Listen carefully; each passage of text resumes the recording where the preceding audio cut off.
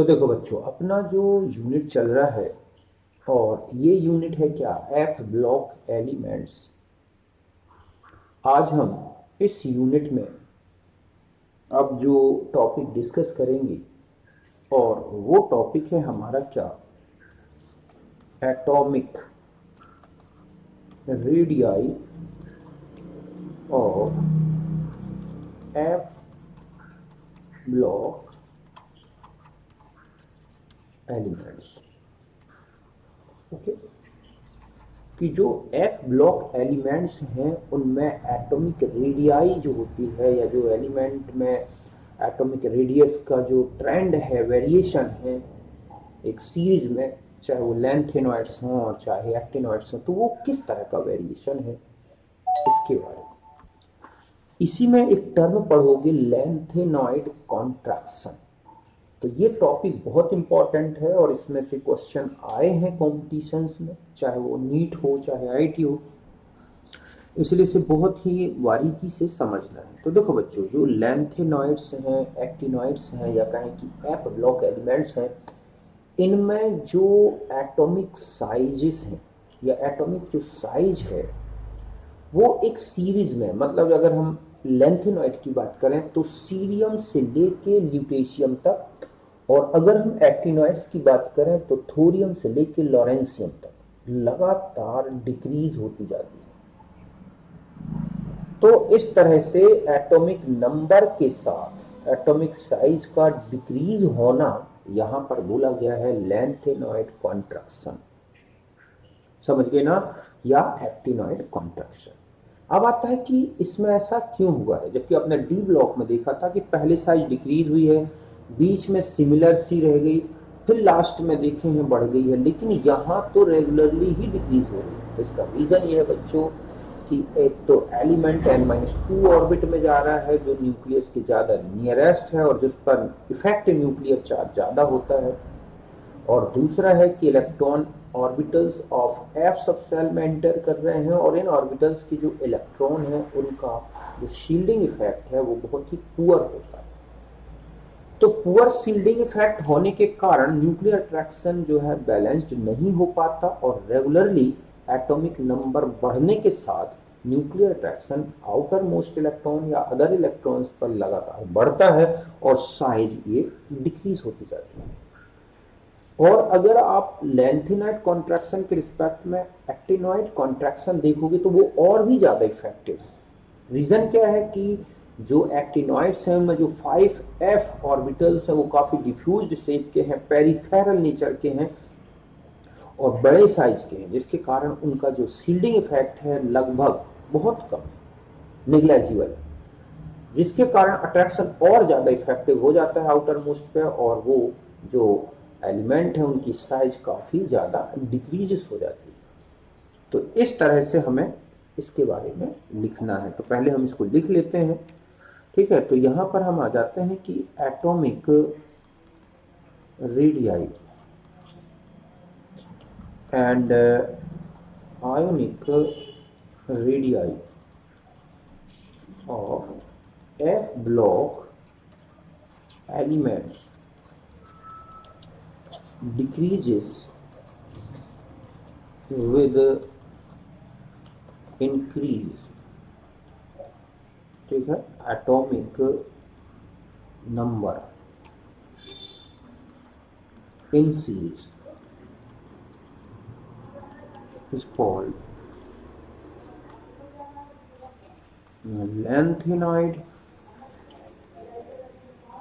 और actinide contraction. बात समझ गए ना कि एफ ब्लॉक एलिमेंट्स में एटॉमिक नंबर के बढ़ने के साथ जो आयनिक रेडियाई है और एटॉमिक रेडियाई है वो रेगुलरली डिक्रीज हो रही है, घट रही है। इसको बोला गया है लेंथेनॉइड कॉन्ट्रैक्शन और actinoid contraction. Atomic radii show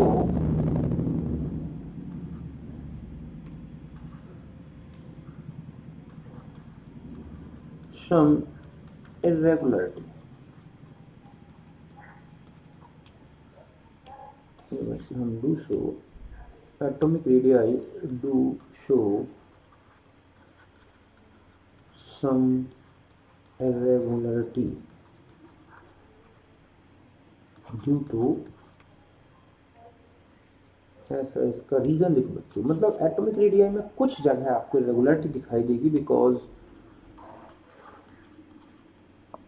यहाँ पर जो एटॉमिक रेडियाई ली गई है बिकॉज मेटेलिक, ठीक है, metallic radii considered as atomic radii, समझ गए ना। तो यहाँ पर जो एटॉमिक रेडियाई कंसीडर की गई है वो है मेटालिक रेडियाई, ठीक है। तो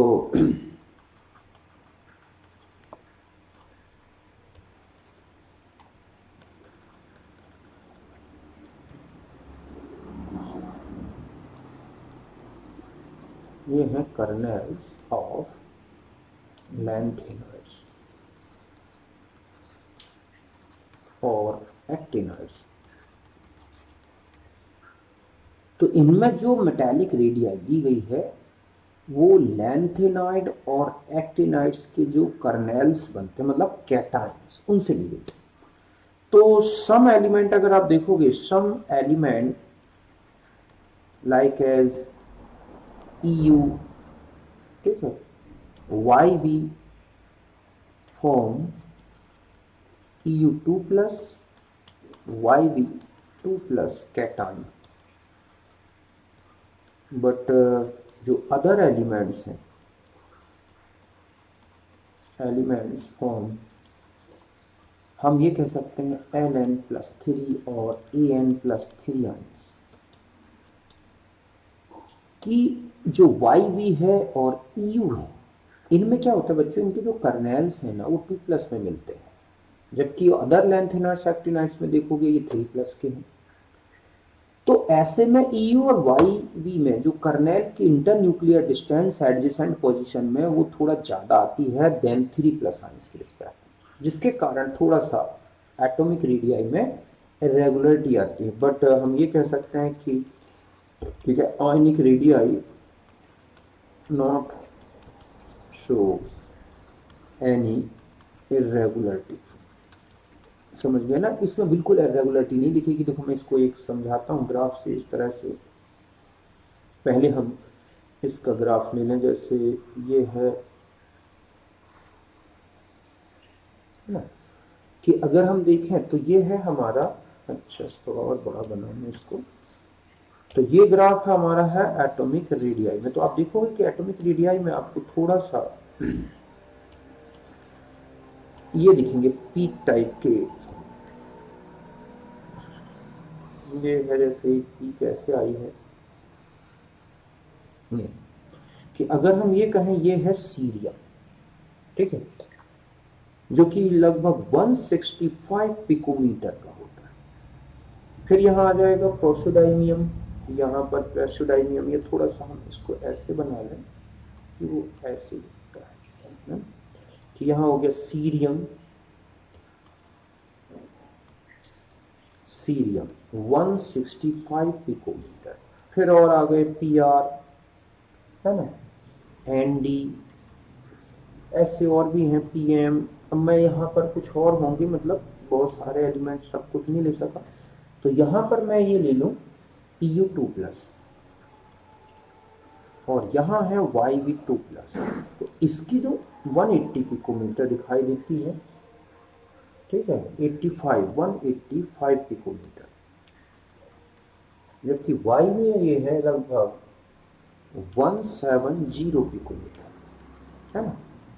यहाँ हो गया लॉरेंस, सॉरी ल्यूटेशियम 3, ये हो गया। फिर और अदर एलिमेंट हैं यहाँ पर इसी तरह से चल। तो यहाँ पर हम देखें कि ये है एटॉमिक रेडियाई, और यहाँ पर लिया गया है एटॉमिक। तो दो एलिमेंट में थोड़ा सा इरेगुलरिटी दिख रही है, यहाँ पर इसकी जाके 156 पिकोमीटर, हालांकि बहुत कम डिफरेंस आया है साइज में। तो इस तरह से एटॉमिक रेडियाई में दो जगह जो है इरेगुलरिटी है, बाकी एवरेज रूप से देखो जाए तो सब डिक्रीज है। लेकिन अगर आयनिक रेडियाई का अगर आप ग्राफ देखोगे 3+ स्टेट में, तो जैसे यहाँ सीरियम 3+ है ना, इसके बाद और भी एलिमेंट है, EU3+ है मान लो, YB3+ है, या लॉरेंसियम ल्यूटेशियम 3+ है, तो लगातार इस तरह से साइज डिक्रीज हुई है आयनिक रेडियाई में, ये है। और यहाँ ले लें हम क्या, एटॉमिक मास। तो आयनिक रेडियाई में कोई इरेगुलरिटी दिखाई नहीं देती 2+ वाले, जैसे कि EU 2+ वाले, और YB 2+ थोड़ा ऊपर आएगी।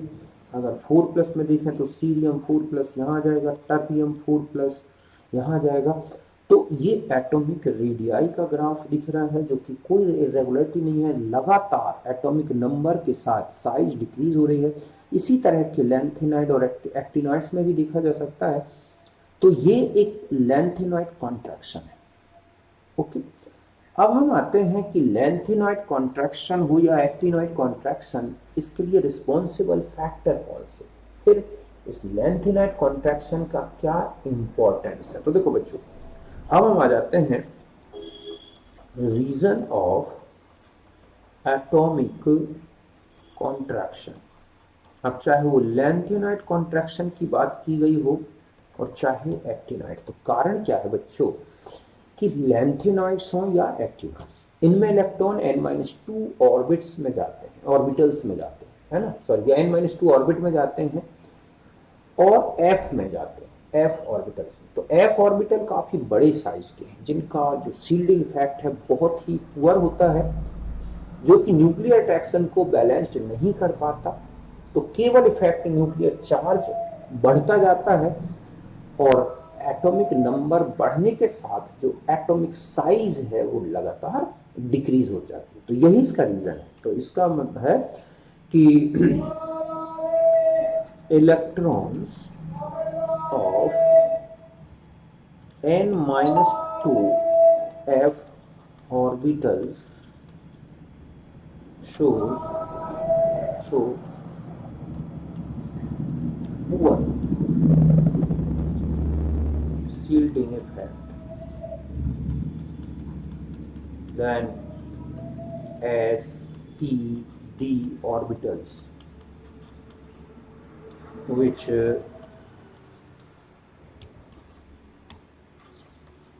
does not balanced effective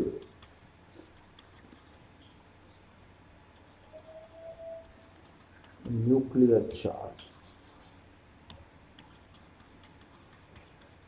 effective nuclear charge on n-2 electrons. Therefore, nuclear attraction, ठीक है, nuclear attraction regularly increases over outermost or n-2 f electrons. As a result, atomic size regularly decreases from cerium to lutetium और thorium to lawrencium. अब आता है कि एक और चीज बता दूं कि due to large diffused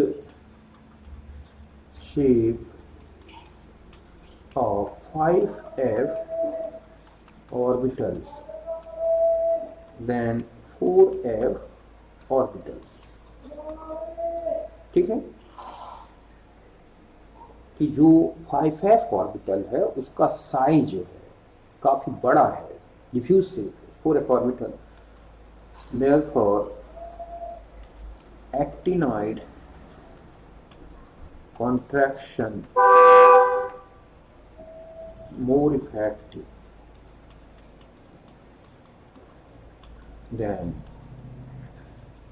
lanthanide contraction। समझ गए बच्चों कि जो लैंथेनॉइड कॉन्ट्रैक्शन है ना उससे कहीं ज्यादा इफेक्टिव है एक्टिनॉइड कॉन्ट्रैक्शन। रीजन क्या है? 5f ऑर्बिटल काफी बड़े शेप साइज के हैं, है ना, और उनके जो इलेक्ट्रॉन्स हैं उनका बहुत ही पुअर शील्डिंग इफेक्ट है, जिसके कारण लैंथेनॉइड की अपेक्षा एक्टिनॉइड कॉन्ट्रैक्शन बहुत ज्यादा इफेक्टिव हो जाता है और उनकी साइज और भी ज्यादा कॉन्ट्रैक्ट होती है। इस तरह तो अब आप समझ गए होंगे कि इस तरह से लैंथेनॉइड कॉन्ट्रैक्शन या एक्टिनॉइड कॉन्ट्रैक्शन का रीजन क्या है। तो सीधा सा है कि nuclear attraction not balanced bye poor shielding effect of n-2f orbital electrons। Therefore, regularly nuclear attraction increases on outermost electrons, also n-2f electrons, or as a result, atomic sizes regularly decreases from cerium to lutetium and thorium to lawrencium। अब आता है कि actinoid contraction more effective than lanthanoid. इसका reason है large diffuse shape of 5f orbital than 4f orbital and also peripheral nature, समझ गए ना, of 5f orbital. तो ये इसके रीजन है। अब हम आ जाते हैं एप्लीकेशन के बारे में कि एप्लीकेशन या इफेक्ट, बल्कि हम ये देखते हैं, ठीक है, कि जो इफेक्ट है, effect of lanthanoid contraction. Mainly हमें इसके, क्योंकि एक्टिनॉइड कॉन्ट्रैक्शन पे ज़्यादा वर्क नहीं हुआ बच्चों उनके रेडियो एक्टिविटी के कारण, इसलिए हमें यहाँ पर केवल लैंथेनॉइड कॉन्ट्रैक्शन को अच्छी तरह समझ लेंगे। और पहला जो इसका एप्लीकेशन है वो है सेपरेशन ऑफ लैंथेनाइड्स। तो देखो बच्चों, केमिकली लैंथेनॉइड बहुत ही ज्यादा सिमिलर है, इनको केमिकल मेथड से सेपरेट करना आसान नहीं है, बात समझ गए ना। लेकिन लैंथेनॉइड कॉन्ट्रैक्शन के कारण इनकी जो एडजॉर्प्शन पावर है, किसी एडजॉर्बेंट की सरफेस पर जो एडजॉर्प्शन पावर है वो अलग अलग होती है। इसके अलावा इनकी आयन कैटायन एक्सचेंज नेचर भी अलग अलग होता है, जिसके कारण इन्हें जो है एडजॉर्प्शन क्रोमेटोग्राफी द्वारा या आयन एक्सचेंज मेथड द्वारा एक दूसरे से क्या किया जा सकता है, सेपरेट किया जा सकता है। तो ड्यू टू, ठीक है, लैंथेनॉइड कॉन्ट्रैक्शन, ठीक है बच्चों, lanthanoid contraction, due to lanthanoid contraction elements, ठीक है, of lanthanoid series shows different, ठीक है, adsorption capacity on adsorbent and also ion exchange, also ion exchange capacity।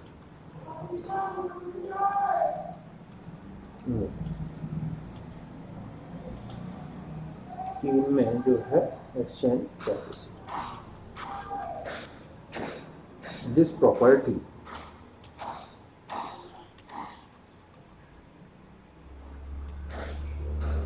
ये हम ही कह सकते हैं। Therefore,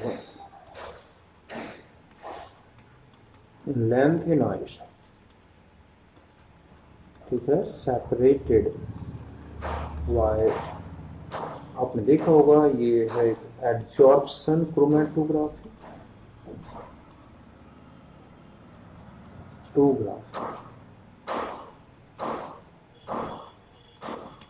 और आयन एक्सचेंज मेथड। समझ गए बच्चों कि लैंथेनॉइड कॉन्ट्रैक्शन के कारण इनकी साइज अलग अलग थोड़ा सा हो जाती है, उनकी एब्जॉर्प्शन पावर अलग अलग हो जाती है, कैटायन एक्सचेंज कैपेसिटी अलग अलग हो जाती है। और इसी प्रॉपर्टी का यूज करके हम लैंथेनॉइड एलिमेंट्स को एब्जॉर्प्शन क्रोमेटोग्राफी द्वारा या आयन एक्सचेंज मेथड द्वारा इनसे क्या कर सकते हैं बच्चों, सेपरेट कर सकते हैं, और इसी मेथड से सेपरेट किए भी जाते हैं। दूसरा है, ठीक है, similarity in atomic radii of second and third transition series. तो आप देखोगे कि जो डी ब्लॉक एलिमेंट्स है उसमें अगर आप कहाँ बढ़े, फर्स्ट से सेकेंड सीरीज में, तो आप देखोगे कि उनमें जो है क्या बढ़ता हुआ दिखेगा आपको, साइज। ठीक है, कि अगर हम फर्स्ट से सेकेंड में जाएंगे तो साइज क्या होगी, बढ़ेगी। लेकिन अगर आप देखोगे कि सेकेंड से जब थर्ड सीरीज में जाते हैं तो क्या नहीं होता, साइज में चेंज नहीं आता, या लगभग ऑलमोस्ट सिमिलर सी हो जाती है। तो इसका रीजन क्या है, क्यों, तो ये है लेंथेनॉइड कॉन्ट्रैक्शन। सेकेंड और थर्ड सीरीज के बीच में 14 लेंथेनॉइड्स आ जाते हैं जिनका लेंथेनॉइड कॉन्ट्रैक्शन डी ब्लॉक में भी इफेक्टिव बना रहता है। तो ऊपर से नीचे जो साइज बढ़ी, लेंथेनॉइड कॉन्ट्रैक्शन ने उतनी घटा दी, तो सेकेंड और थर्ड सीरीज के जो एलिमेंट है उनकी साइज में क्या आ जाती है बच्चों, सिमिलरिटी। तो यहां पर अगर हम देखें कि जो एटॉमिक, ठीक है, रेडियाई फ्रॉम, ठीक है, atomic radii of transition elements, ठीक है, इंक्रीजेस फ्रॉम, ठीक है, first to second series, but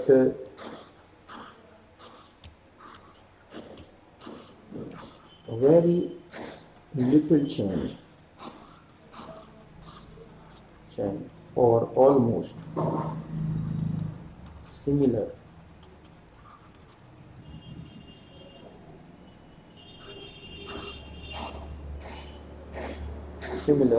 ठीक है, show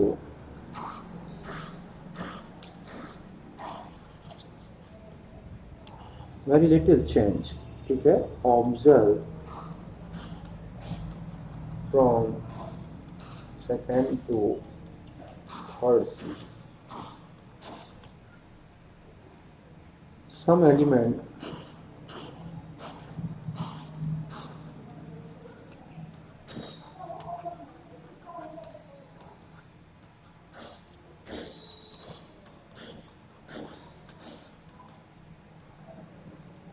थर्ड सीरीज, मतलब कुछ में तो बिल्कुल सिमिलर सी। तो इट इज ड्यू टू, आपसे पूछे इसका रीजन क्या है, due to lengthenoid contraction which balanced increase of size from up to down.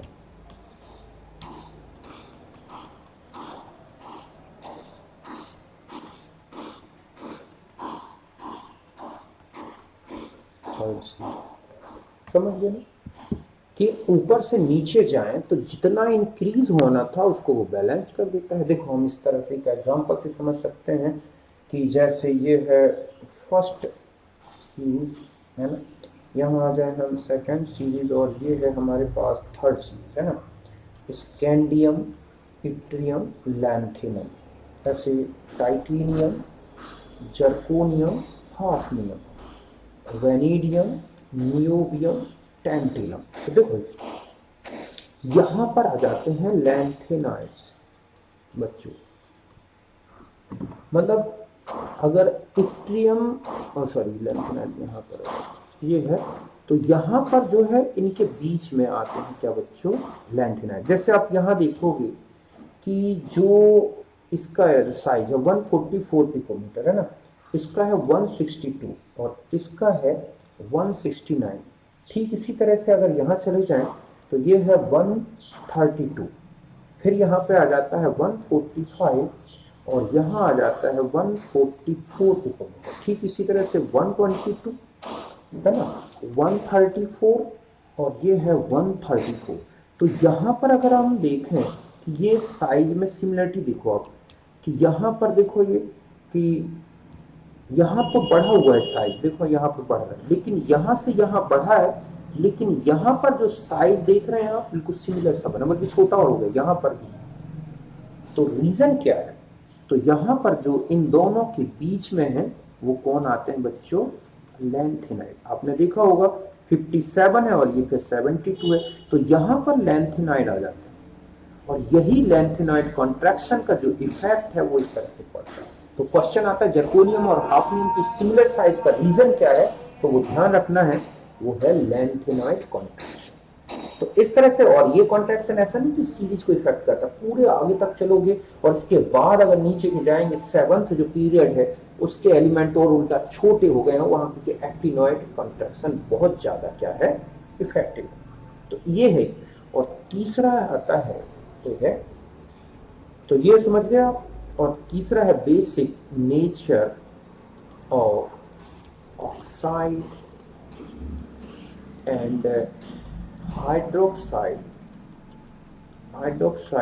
of lanthanides. ठीक है कि, तो देखो बच्चों, अगर हम ये देखें कि लैंथेनॉइड कॉन्ट्रैक्शन आता है, ठीक है, अगर लैंथेनॉइड कॉन्ट्रैक्शन इंक्रीज होगा तो आपने देखा एटॉमिक रेडियाई जो है डिक्रीज हो रही है, ठीक है, यहाँ पर। अब जब एटॉमिक रेडियाई और आयनिक रेडियाई की बात करें तो ये भी क्या हो रही है? डिक्रीज हो रही है।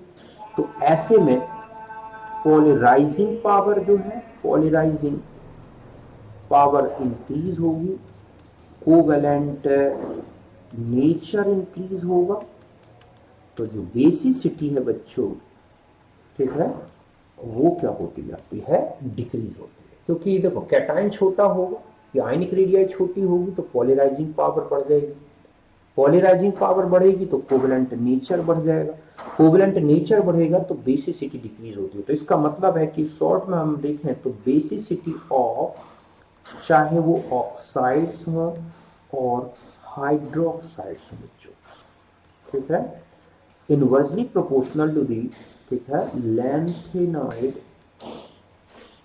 कॉन्ट्रैक्शन, इफेक्टिवनेस जो है कॉन्ट्रैक्शन। जितना ज्यादा लैंथेनॉइड कॉन्ट्रैक्शन उतना ही कम बेसिक नेचर आएगा। तो इसका मतलब है कि सीरियम, अगर हम ये देखें कि सीरियम ऑक्साइड है ना, ऐसे यहाँ पर है, मान लो सीरियम ऑक्साइड या उसके आगे के मेंबर्स जो हैं, है ना, इसके बाद सीरियम से लेके और ल्यूटेशियम यहाँ तक ऐसे चलते जाएं, है ना, EU मान लो ये है ऑक्साइड, या और आगे बढ़े तो ल्यूटेशियम ऑक्साइड और सीरियम हाइड्रोक्साइड की बात करें, चाहे EU, ठीक है, OH होल थ्राइस की बात करें, और या फिर ल्यूटेशियम हाइड्रोक्साइड, यहाँ चलेंगे तो ये बेसिसिटी जो है क्या बच्चों? सिटी जो है डिक्रीज होगी। क्योंकि जैसे जैसे कैटाइन छोटा होता जाएगा पोलराइजिंग पावर बढ़ती जाएगी कैटाइन की, ठीक है। तो यहां पर अगर हम ये कहें कि पोलराइजिंग, ठीक है, पावर जो है इंक्रीज हो रही है, तो बेसिसिटी की बात करें तो ये क्या हो रही होगी बच्चों? डिक्रीज हो रही है।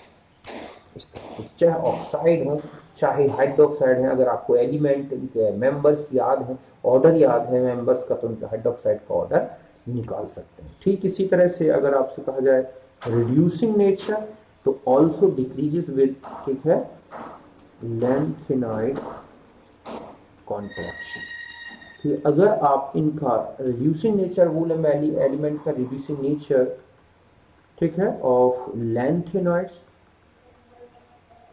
तो ये भी लैंथेनाइड कॉन्ट्रैक्शन के साथ क्या होगा बच्चों? डिक्रीज होता जाएगा। क्योंकि अगर आप इनके इलेक्ट्रोड पोटेंशियल की बात करें कि जैसे सीरियम 3+2 सीरियम है ना, तो ये है -2.48, और अगर हम यहाँ जाएं ल्यूटेशियम में कि E0 ल्यूटेशियम 3+2 ल्यूटेशियम, ठीक है, तो इसका जो इलेक्ट्रोड पोटेंशियल है वो है 2.25 वोल्ट। तो आप देख रहे हैं कि रिड्यूसिंग नेचर जो है वो क्या हो रहा है बच्चों? डिक्रीज हो रहा है। तो और अगर आयोनाइजेशन एनर्जी की बात की जाए, ठीक है, तो ionization energy directly proportional to the lanthanoid contraction. समझ गए ना?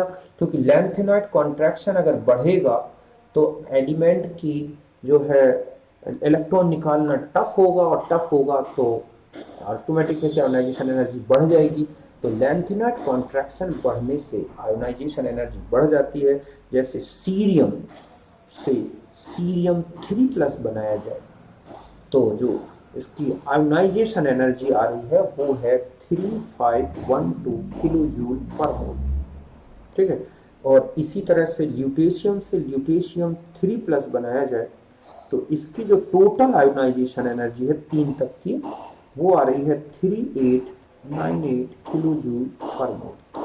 तो इस तरह से यहाँ पर भी देख रहे हैं रिड्यूसिंग नेचर तो डिक्रीज ही होगा, क्योंकि आयोनाइजेशन एनर्जी अगर बढ़ती है तो रिड्यूसिंग नेचर डिक्रीज हो जाता है। तो इस तरह से लैंथेनॉइड कॉन्ट्रैक्शन के कारण आयोनाइजेशन एनर्जी क्या हो रही है भैया, बढ़ रही है ना। बेसिसिटी की बात करें तो डिक्रीज हो रही है। दूसरी और तीसरी सीरीज में, ये है फर्स्ट सीरीज बच्चों, ये है सेकंड सीरीज और ये है थर्ड। तो यहाँ देख रहे हैं क्योंकि यहाँ पर कोई लैंथेनाइड कॉन्ट्रैक्शन नहीं है तो यहाँ तो लगातार साइज बढ़ी है स्कैंडियम, इट्रियम, लैंथेनम में। लेकिन यहाँ लैंथेनम और हाफनियम के बीच में 14 एलिमेंट आ गए हैं, तो यहाँ पर इफेक्टिव क्या हो गया बच्चों, इफेक्टिव लैंथेनॉइड कॉन्ट्रैक्शन। तो ये कॉन्ट्रैक्शन ही इनको क्या कर रहा है, सिमिलरिटी साइज की जितनी साइज ऊपर से नीचे बढ़ती कि जर्कोनियम से हाफनियम की तरफ बढ़ती, ग्रुप में ऊपर से नीचे चल रहे हैं, लैंथेनॉइड ने उतनी क्या कर दी, कम कर दी। तो वो क्या हो गई, सिमिलर। यहाँ तो और भी ज्यादा देखो सिमिलरिटी आ गई है। तो बस यही रीजन, बाकी रहा सेपरेशन रीजन। तो ये था हमारा आज का टॉपिक। ओके, फिर मिलते हैं हम नेक्स्ट वीडियो में जिसमें हम डिस्कस करेंगे colour property and magnetic property of lanthanoids.